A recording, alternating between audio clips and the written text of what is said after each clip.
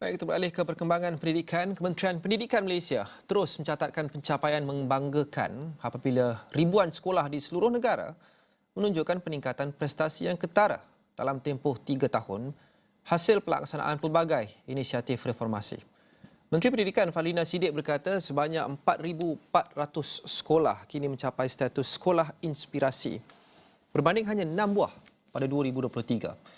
Manakala 5,496 sekolah pula kekal sebagai sekolah aspirasi.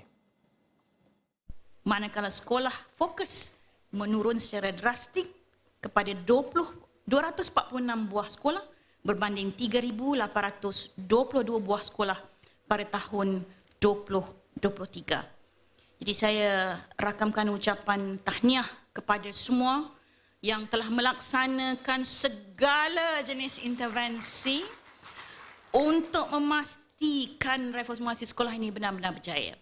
Beliau berkata kejayaan itu seiring dengan pelaksanaan pelbagai inisiatif baharu oleh Kementerian Pendidikan termasuk penambahbaikan menyeluruh sektor prasekolah selaras dengan misi menjadikan tahun ini sebagai antara tempoh paling penting dalam landscape pendidikan negara. Melangkah lebih jauh, Mini Kota Buku Cilik diperkenalkan bagi menyemai cinta membaca sejak usia awal selari dengan kurikulum baru prasekolah 2026. Jadi Mini Kota Buku Cilik ini akan ada di beberapa prasekolah sebagai satu simbol untuk terus menarik dan khususnya untuk sesi membaca bersama yang kita akan laksanakan secara pakat dengan ibu bapa kita. Fadlina berkata demikian ketika menyampaikan amanat Tahun Baharu 2026 di Putrajaya pada Jumaat. Sebanyak 350 kelas prasekolah telah ditambah pada tahun ini di seluruh negara termasuk 8 di kolej matrikulasi, manakala 150 lagi kelas akan diwujudkan pada 2027.